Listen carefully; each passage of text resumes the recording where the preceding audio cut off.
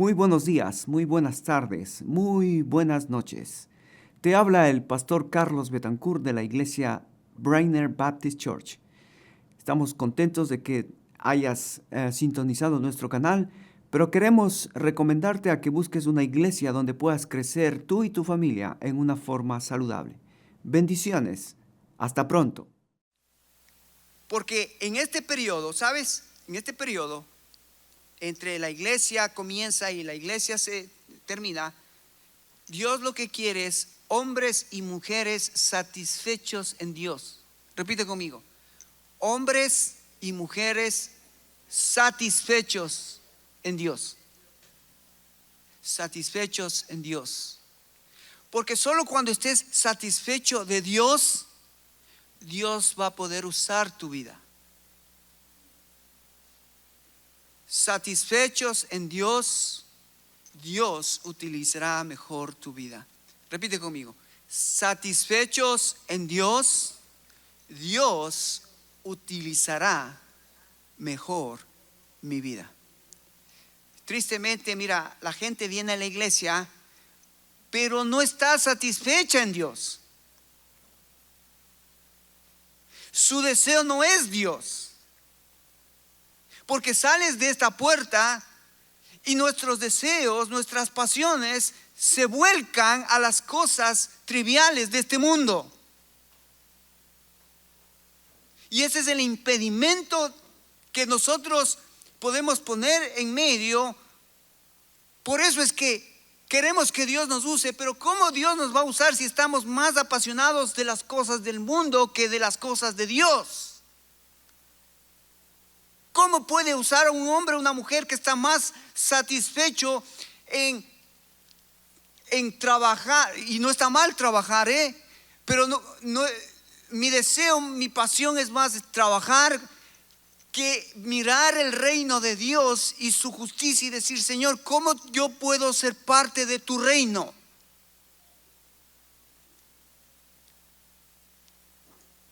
Mi deseo, mi pasión es más mirando este mundo.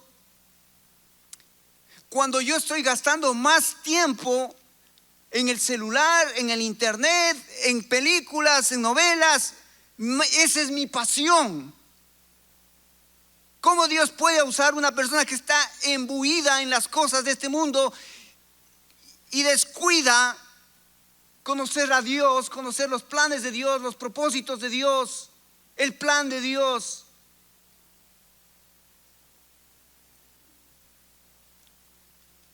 Por eso en esta mañana mi exhortación, hermano, si tú no estás satisfecho de Dios, ¿qué te satisface?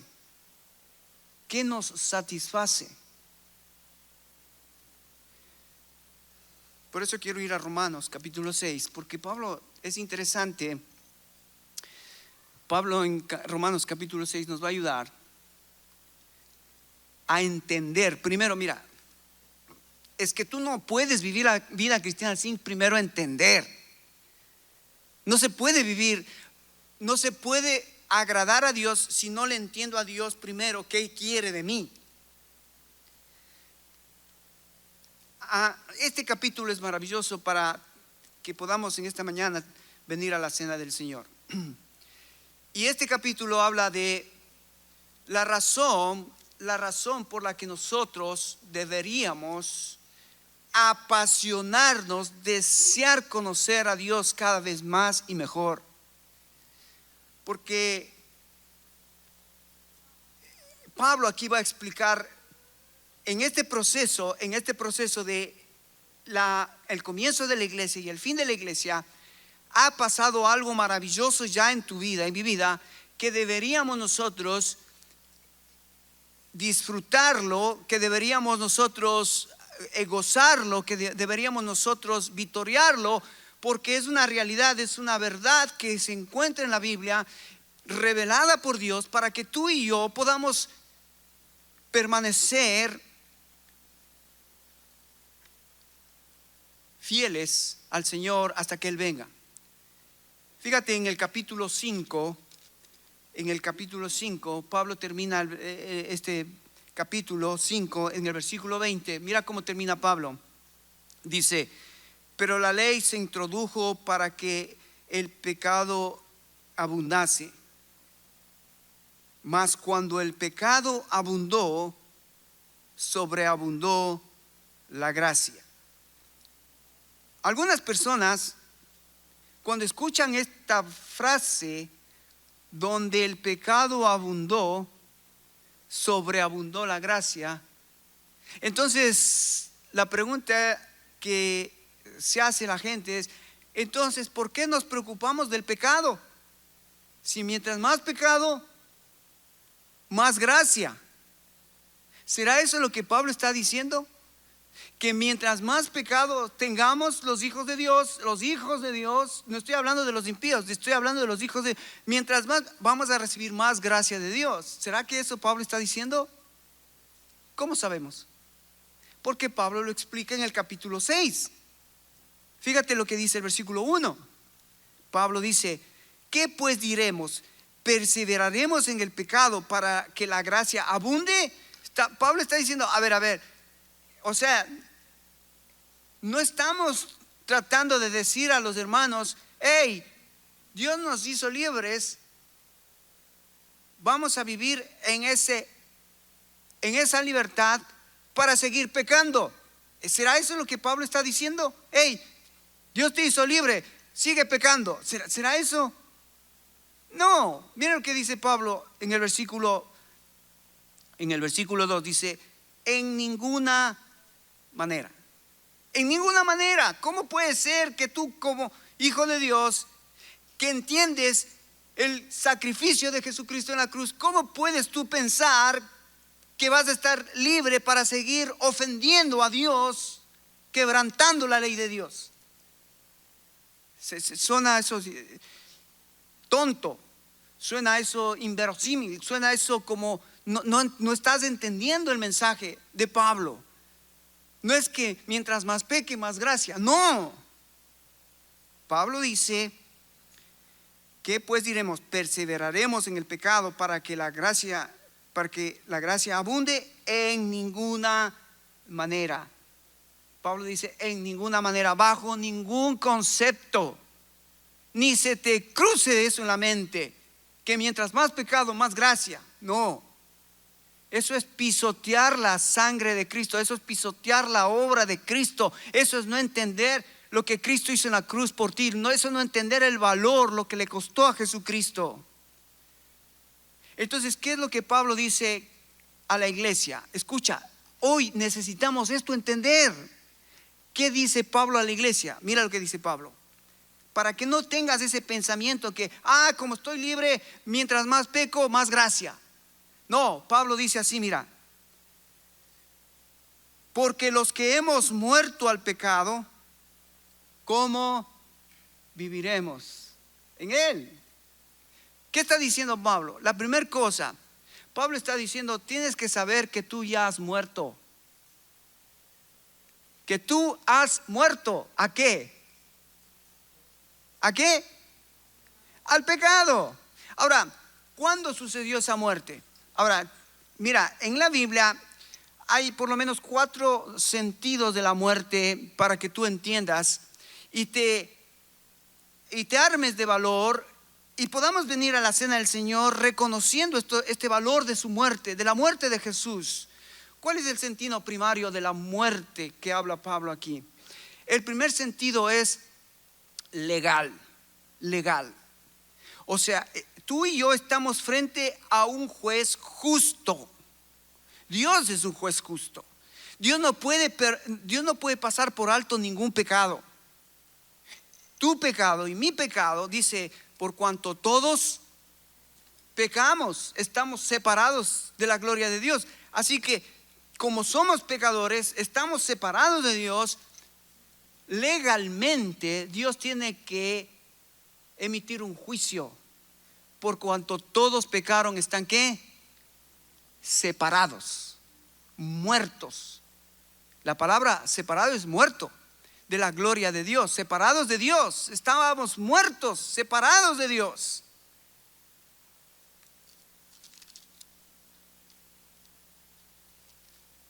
Así que ese es un problema legal. Y si un juez es justo, ¿qué tiene que hacer un juez justo?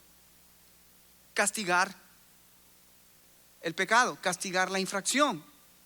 Si vos vas a un tribunal aquí en Estados Unidos y tienes una infracción, ¿qué hace el juez? ¿Qué hace el juez, hermano? Te multa.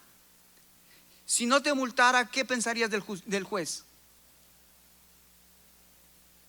No es justo, es corrupto. No cumple con su trabajo. Bueno, ¿vos crees que Dios es injusto, corrupto, que Él no va a cumplir su trabajo? No, la paga del pecado es muerte.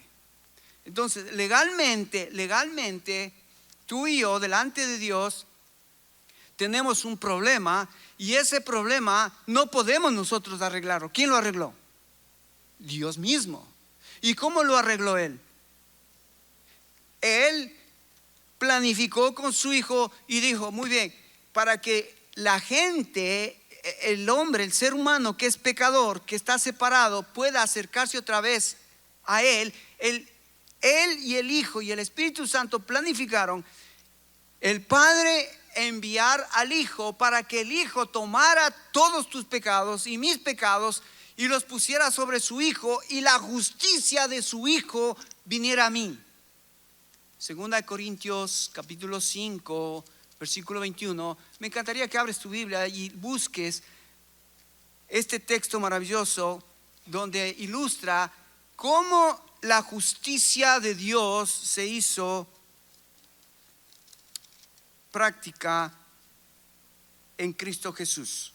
Versículo 21 dice: al que no conoció pecado, por nosotros lo hizo pecado, para que nosotros fuésemos ¿qué?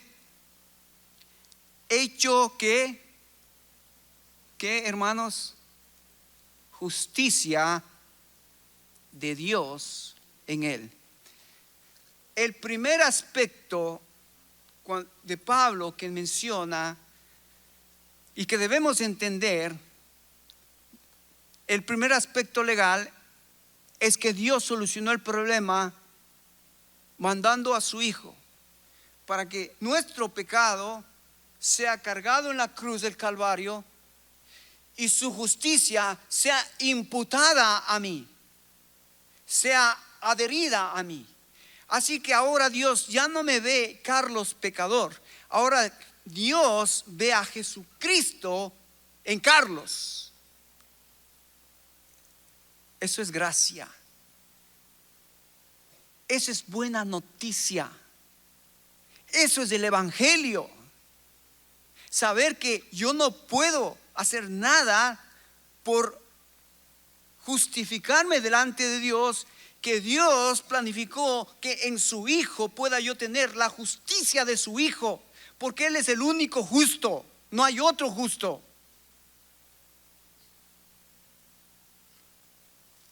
Tristemente, al no entender este concepto, muchas religiones, muchas personas, ¿sabes qué? ¿Cómo viven? Viven tratando de hacer obras para agradarle a Dios. Viven tratando de hacer cosas buenas, cuando la Biblia dice que, escúchame bien, si tú no aceptas el sacrificio, la obra de Jesucristo, cualquier obra que tú hagas son como trapos de inmundicia delante de Dios. Lo que tú y yo necesitamos es a Jesucristo, la obra de Cristo en mí, su justicia en mí. Ese es el primer aspecto, la justicia de Dios. Piensa esto. Dice Romanos 6, dice, verso 2, porque los que hemos muerto al pecado, cuando morimos, y este es el segundo aspecto. Primero es legal. Dios solucionó ese problema en la cruz del Calvario por medio de su Hijo, para que la justicia de Dios venga sobre ti. Hay dos palabras que también me gustaría recordarlos. La otra es redención. La primera es justificación. Obviamente somos justificados porque la justicia de Dios vino sobre nosotros. La justicia de Jesús está en nosotros. Dios nos ve a través de su Hijo. La segunda es la redención. Te pregunto, hermanos, ¿Por qué fuimos redimidos? ¿Por quién fuimos redimidos? ¿Quién nos redimió? Cristo, ¿verdad? ¿Y cómo nos redimió? ¿Recuerdas? Primera de Pedro, capítulo 1, versículos 18 y 19, dice así, mira. Sabiendo que fuisteis rescatados. Esa es la palabra redención, rescatados. No solo fuiste justificado, legalmente justificado. Legalmente fuiste rescatado. ¿Cómo fuimos rescatados? De vuestra manera de vivir, la cual recibiste de vuestros padres, no con cosas corruptibles como oro o plata, sino con la sangre preciosa como de un cordero sin mancha y sin contaminación, ya destinada desde antes de la fundación del mundo, pero manifestadas en los postreros tiempos por amor de nosotros. La primera palabra es justificación. La primera palabra de el aspecto legal en la Biblia, no hay cómo hacer nada para ser justos. Necesitamos la justicia de Dios.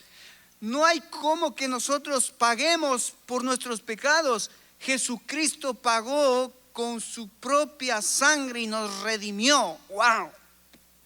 Eso es el Evangelio. Esa es buena noticia. Eso necesitamos entender para acercarnos a la cena del Señor. Eso necesitamos entender para salir de aquí y vivir la vida cristiana victoriosa. Estoy del lado de Dios, estoy de parte de Dios, estoy bajo la gracia de Dios. No para seguir pecando, sino porque entiendo el sacrificio que Jesucristo hizo. Me justificó, me redimió. La justificación tiene que ver con un acto legal. La redención tiene que ver con un acto legal. Alguien pagó por mí. Pero hay otra palabra en el Nuevo Testamento también que es muy importante, que es la expiación. La expiación, ¿qué significa esto de la expiación? Que alguien tuvo que donar su cuerpo. Alguien tuvo que, eso nos recuerda el Antiguo Testamento. ¿Te acuerdas los sacerdotes que hacían para que el judío pueda ser perdonado de sus pecados? ¿Qué hacía el judío? Sacrificios. ¿Y qué sacrificaban? Corderos. Entonces la expiación era matar al cordero para que la sangre del cordero expíe, cubra los pecados. Cuando vino Jesucristo, Jesucristo fue el cordero inmolado. ¿Para qué? Para limpiar tus pecados. Así que la justificación es legal. La redención es de un valor incalculable porque su sangre preciosa, su propia vida fue dada por mí. La expiación, Él puso su cuerpo. Él puso su cuerpo. Él dijo, yo pongo mi vida, nadie me la quita, yo pongo mi vida. Él vino a poner su vida. Por eso es que Pablo puede decir en Romanos capítulo 6, los que hemos muerto al pecado, ¿cómo viviremos en él? ¿Cómo? A ver, pero no entiendo esto. Yo morí por mis pecados, ¿o murió Cristo? ¿Quién murió, yo o Cristo? Bueno, estas tres palabras nos hablan de que alguien hizo algo por mí. Yo no pude hacer, yo no pude justificarme, yo no pude redimirme, yo no pude expiar mi propio cuerpo para poder hacer un sacrificio a Dios agradable. No, el único que hizo agradable, el sacrificio fue agradable, es porque Jesucristo era el cordero perfecto, sin mancha, sin pecado. ¿Ok? Lo que Pablo está diciendo es recordarnos, no pienses que seguir pecando es correcto. No, ¿por qué? Porque has sido justificado, has sido redimido, ha habido una expiación por tu alma para que tu pecado sea arreglado. Pero todavía yo no entiendo, Pablo, ¿cómo es eso? Ya entiendo que lo que él hizo, pero ¿cómo fue eso? Segunda cosa, por el bautizo. Por el bautizo. ¿Cómo? Ven conmigo. Mira, Romanos capítulo 6, versículo 3. O no sabéis. Pablo está diciendo, mira, no quiero que ignores, quiero que sepas.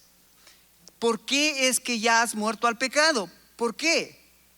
¿O no sabéis que todos los que hemos sido bautizados en Cristo Jesús, hemos sido bautizados en su muerte? Y esta palabra interesante, importante para nosotros recordarla, porque nuestros hermanos hicieron algo este fin de semana en el campamento, se bautizaron. Ahora, el bautizo que ellos hicieron es el bautismo ritual de Mateo capítulo 28, 19 y 20. Por tanto, id y haced discípulos, bautizándoles en el nombre del Padre, del Hijo y del Espíritu Santo. Ahora, ese bautizo ritual implica la identificación del creyente con Cristo. ¿Y cómo se identifica el creyente con Cristo? Pablo aquí lo va a explicar de qué trata esa identificación. Versículo 4. Presta atención, versículo 4. Porque somos sepultados juntamente con Él. ¿Con Él quién? Con Cristo. Con Él, Cristo. Para muerte por el bautismo, a fin de que como Cristo resucitó de entre los muertos para la gloria del Padre, así también nosotros andemos en novedad de vida. ¿Te das cuenta cómo es que la Biblia dice de qué trata el bautizo? Es la identificación del creyente ¿en qué? En la muerte y en la resurrección de Jesucristo. ¿Por qué hemos muerto al pecado? Porque cuando Cristo murió, yo morí con Él. Y cuando Él resucitó, yo resucité con Él. Eso es lo que dice Pablo. Eso es el bautizo. El significado real.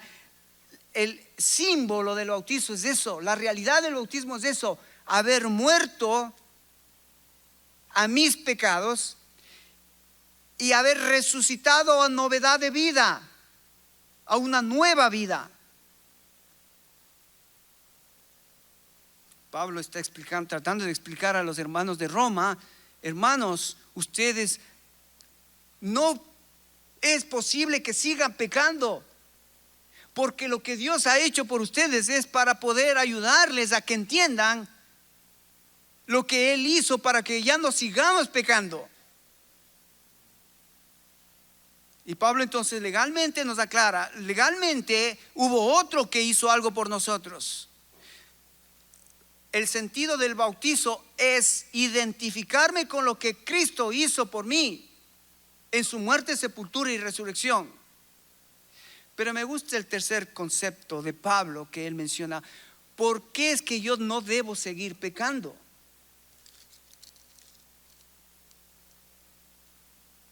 En Romanos versículo 11.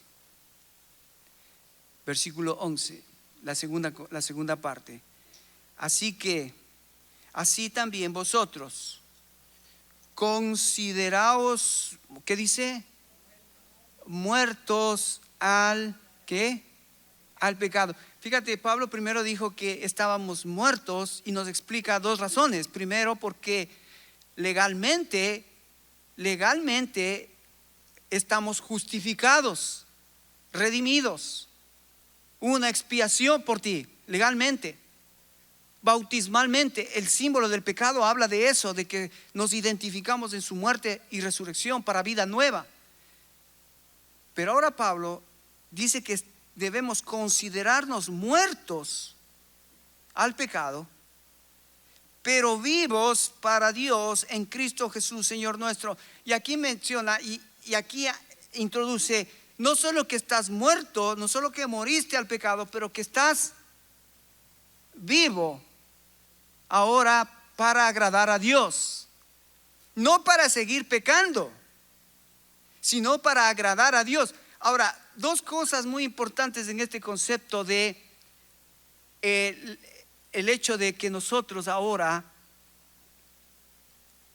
entendemos por qué hemos muerto al pecado. Dos cosas, fíjate. La primera está en el versículo 19. ¿Estás conmigo? El versículo 19.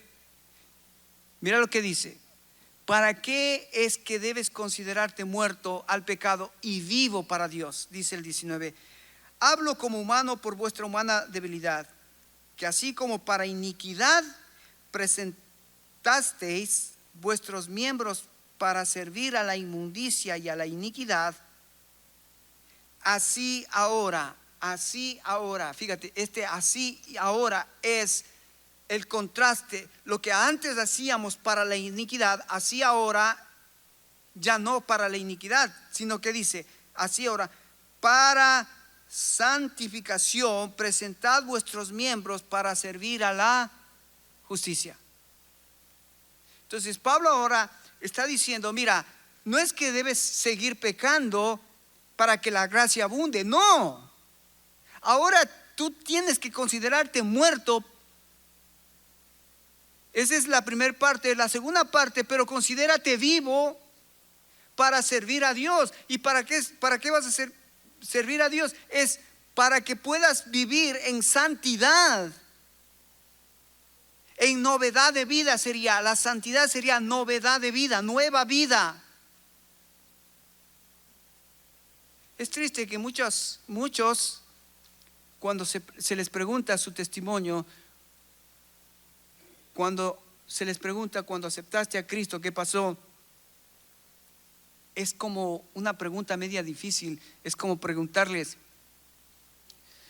cómo funcionan los logaritmos en matemáticas.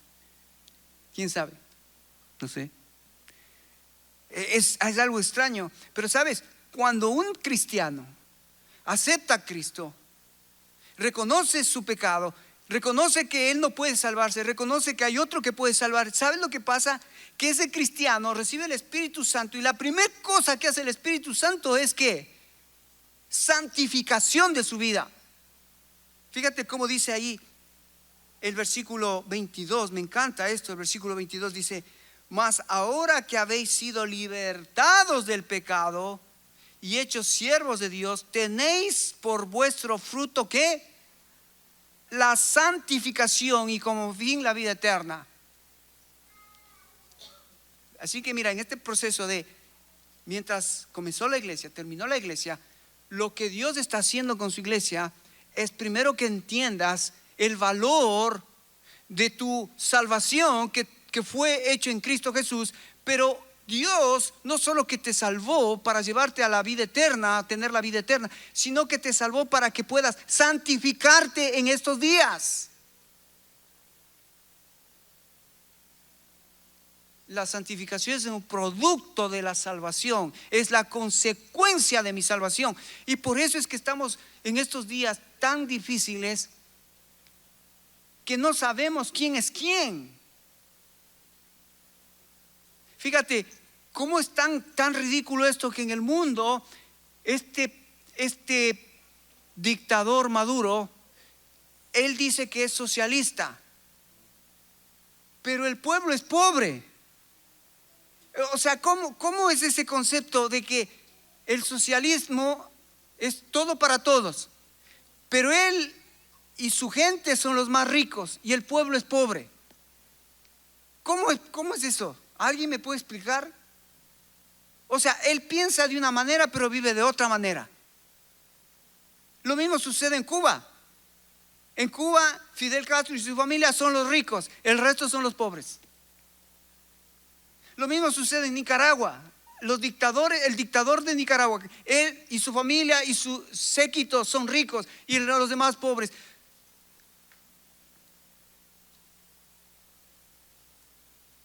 Pasado esto al medio evangélico, muchos cristianos no entienden que han sido salvados, sacados del pecado, no para vivir y continuar en el pecado, sino para que comiences a vivir en santidad. Para que comencemos a vivir en santidad. Pablo está tratando de ayudarnos en este capítulo, de que entendamos por qué debemos acercarnos a la cena del Señor. Porque ha habido una obra que Dios ha hecho por nosotros, por nuestro pecado. Capítulo 6, vamos a terminar con el versículo 6. Me encanta cuando Pablo resume lo que ha hecho Dios por tu pecado, por mi pecado.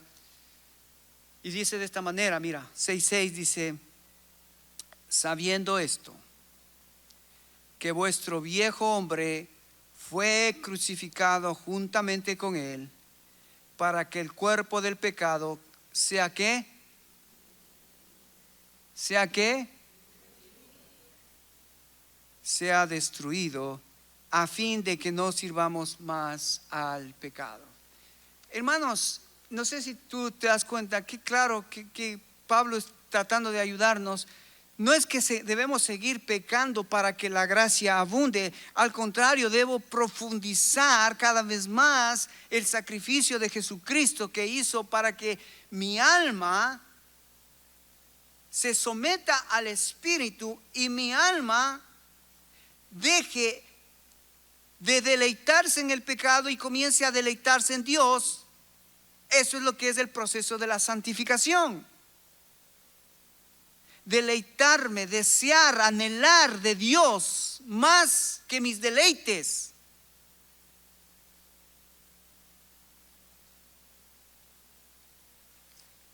Pablo dice que el pecado ha sido destruido. Mira que esto es revelación de Dios, no estoy inventándome yo. Pablo seguramente él tampoco ni entendía lo que él escribía, porque en el capítulo 7 vas a ver la lucha de Pablo que dice: miserable de mí, ¿quién me librará de este cuerpo de muerte? Porque lo que quiero hacer el bien, no lo puedo, y el mal que está en mí, eso lo hago. Pablo sabía esta lucha, pero Pablo también sabía que ya Dios había hecho ineficaz el poder del pecado, lo había destruido al pecado. La pregunta es: ¿por qué seguimos pecando? ¿Sabes por qué seguimos pecando? Porque queremos, porque deseamos más el pecado que agradar a Dios.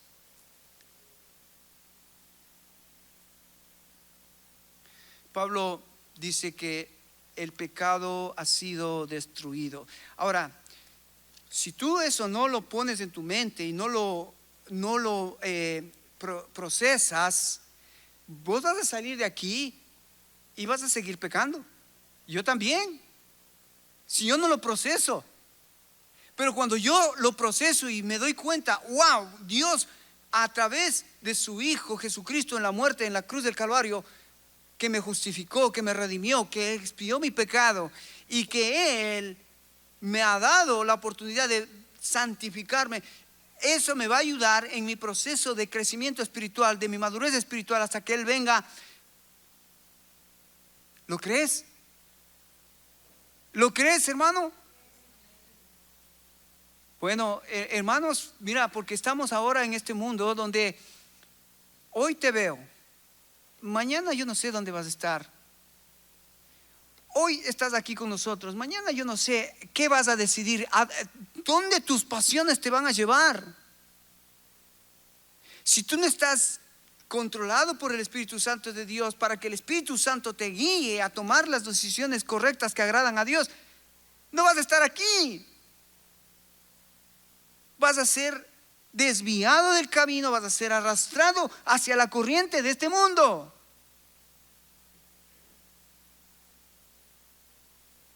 Entonces, hermanos, el sentido jurídico legal, el sentido del bautizo, el sentido moral que es la santificación, es lo que nos debe ayudar a mantenernos firmes. Es lo que nos debe ayudar a mantenernos en el camino correcto, en la verdad, en el evangelio, en la santificación. No teniendo libertad para seguir pecando, sino libertad para someterme a Cristo.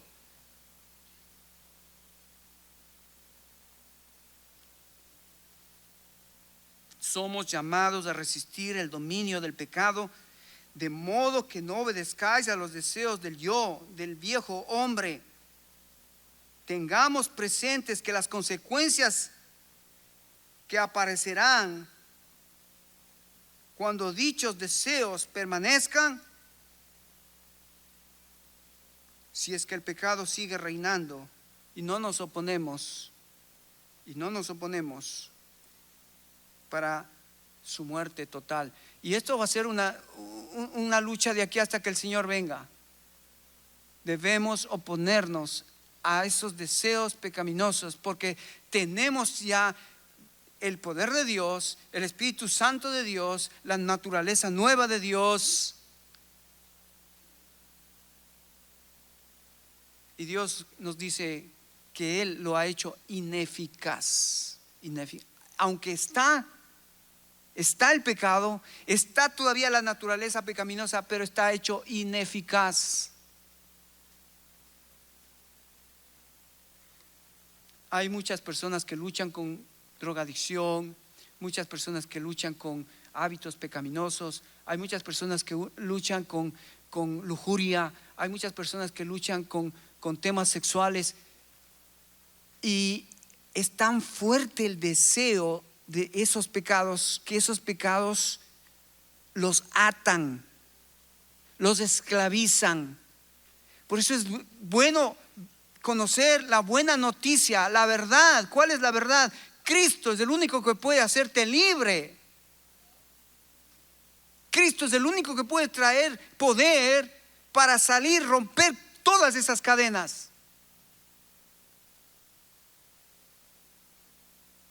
Por eso el Evangelio es el Evangelio de las buenas nuevas, las buenas noticias.